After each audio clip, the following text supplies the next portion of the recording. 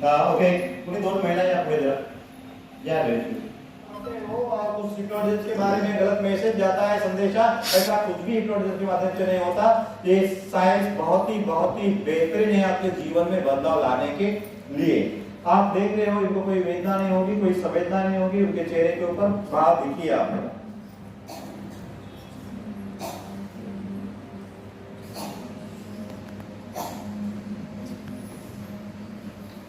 मैंने रिसर्च की है और ऐसे प्रैक्टिकल दिखाना भी जरूरी है, लेकिन देखने वाले का अलग मैसेज देता है, डर निर्माण होता है। डर निकालने के लिए है, बच्चों में डर होता है, फियर होता है, एग्जाम का फियर होता है, स्टेज पर बात करने का फियर होता है, तो जो बात नहीं करते पब्लिक स्पीकिंग के लिए, एग्जाम का डर निकालने के लिए।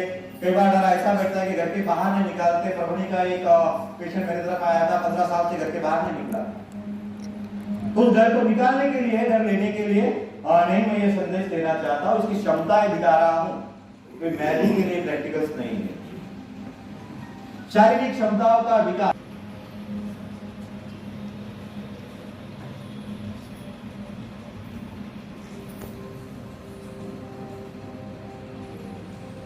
अगर शारीरिक क्षमता बढ़ती है, आजकल बच्चे ट्यूशन को जाते हैं, इधर से ट्यूशन करना, स्कूल में जाना, कॉलेज में जाना, थकान आती है, स्टडी करने से पहले सो जाते हैं। तो शारीरिक क्षमता अगर रहती है तो दिन भर हम फ्रेश रहेंगे, दिन भर हमारा उत्साह रहेगा। इससे ये क्षमता आपकी मैं बोलता हूं 10 गुना बढ़। और जो भी मैं बात यहाँ पर कहूंगा प्रैक्टिस के लिए आकर कोई भी अनुभव कर सकता है। यहाँ पर महाराष्ट्र के करीब 150 लोग यहाँ पर इस वर्कशॉप में है। शारीरिक क्षमता देखते हैं। आप में से कोई जिस वर्कशॉप के लिए आए इतिहास सीखने के लिए थोड़ा आ जाइए।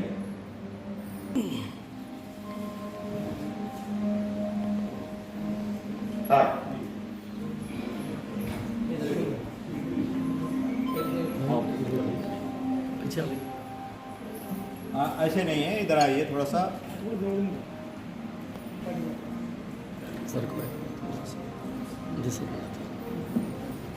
सीधा खींचो, झटका मत दे दो। अच्छी तरह से ताकत लगाइए और उनके चेहरे के ऊपर भाव देखिए। शारीरिक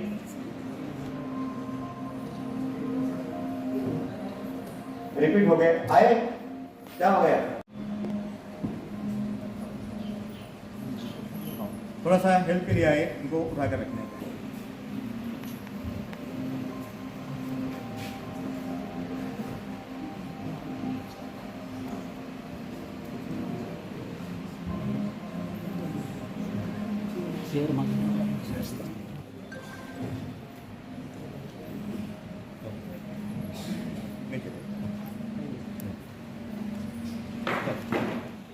ओके पुणे दोन महिला या पुढे जरा या चेहऱ्यावरचे भाव पहा।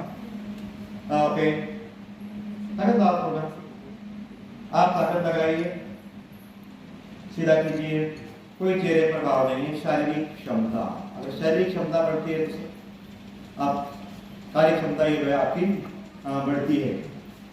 ओके मेमोरी में बढ़ोतरी ला सकते हैं, क्योंकि जैसा ब्रेन का प्रोग्रामिंग चाहिए प्रोग्रामिंग कर सकते हैं, बच्चों की छोटी आदतें छुड़ा सकते हैं और आपकी भी।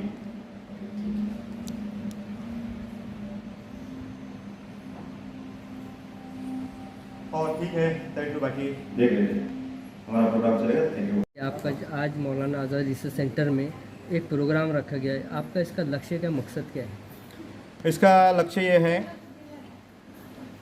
कि लोगों को टेंशन फ्री लाइफ देना है।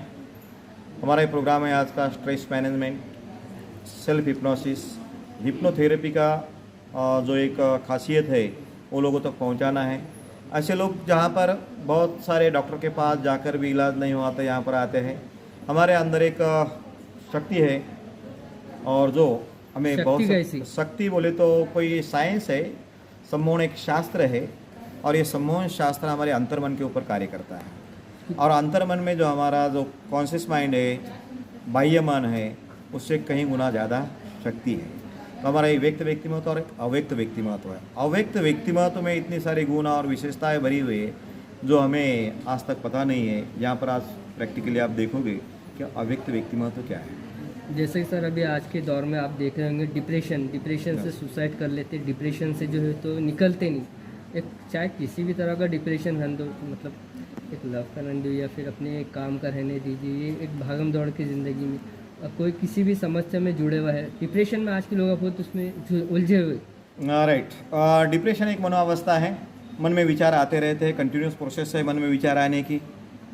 और न जाने ऐसे ऐसे विचार आते हैं और कई बार कोई विचार कार्य कर जाता है, हमारा कंट्रोलिंग नहीं रहता। मन के ऊपर अगर आपका कंट्रोलिंग है तो आप इस बातों से छुटकारा पा सकते हैं। ये जो डिप्रेशन है हमें आज से ही नहीं है, बचपन से लेकर जो हमारी पर्सनालिटी बनते हैं तो हमारे माइंड में कुछ ऐसे विचार जाते हैं, या अखबार से हो या कुछ बातें देखते हैं, कुछ सुनते हैं, जो ऐसे अगणित विचार हम तक पहुंचते हैं। वो पॉजिटिव भी हो सकते हैं, निगेटिव भी हो सकते हैं। लेकिन निगेटिव विचार अगर हमारे मस्तिष्क में जाते हैं, मस्तिष्क का जो दूसरा पार्ट है सबकॉन्शियस माइंड, उसी में अगर जाते हैं तो हम निकाल तो नहीं सकते, जा तो सकते हैं। जैसे कहा कि पोस्ट बॉक्स है और पोस्ट बॉक्स में लेटर तो डाल सकते, लोग निकाल नहीं सकते हैं। और कोई अपना अंडरग्राउंड है, अंडरग्राउंड में कोई चीज़ है, सड़ी हुई चीज़ है, उसकी बदबू तो बाहर आती है लेकिन निकाल नहीं सकती, वहाँ पर जाकर ही आपको निकालना पड़ेगा। तो लोगों को ये भी पता नहीं कि हमारा कॉन्शियस माइंड किस तरह से कार्य कर, बोलते हैं ये व्यक्ति महत्व है, अव्यक्त व्यक्ति महत्व है, हमारा बाह्य मन है, ये अंतर्मन है, लेकिन अंतर्मन प्रैक्टिकली नहीं देखा। अंतर्मन में इतनी खूबियाँ है, इतनी सारी शक्तियाँ है, देखकर आश्चर्य लगता है, लोगों को कई बार डर लगता है। जहाँ पर प्रैक्टिकल देखोगे कि एक ही मिनट में लोग सो जाते हैं आराम से, जिनको नींद नहीं आती है, जिनका मन नहीं लगता है, ये जो मन भटकता है। मेरी एक ही कविता है, अगर सुनना चाहोगे तो मैं बताऊंगा। बोलिए ना। ये कहते ना, ये मन ही है हमारी सभी बातों का। मन में आशा मन में निराशा कौन जाने मन की भाषा। क्या? मन में आशा मन में निराशा कौन जाने मन की भाषा। मन में सुस्ती मन में मस्ती मन में कुश्ती, मन में दंगल सारा विस्तारित मन का जंगल। मन गए मन के गाफल नहीं है सफल, मन के गाफल नहीं है सफल, मन देता विकल्प सही चुनिया और करे संकल्प। क्या बात है। ये चुनना जो हमारी चॉइस जो है, तो कई बार वो गलत हो जाती है और गलत रास्ते पर लोग जाते हैं, तो उसी के ऊपर हमारा कंट्रोलिंग नहीं है। कहते हैं ना, मन के आगे कोई ना भागे कोई ना सीमा रोके मन के भरमन। मन के आगे कोई ना भागे कोई ना सीमा रोके मन के भरमन। मन रुक जाए एक क्षण तो मन बने तपोवन, झुक जाए मन तो सारा मुट्ठी में त्रिभुवन।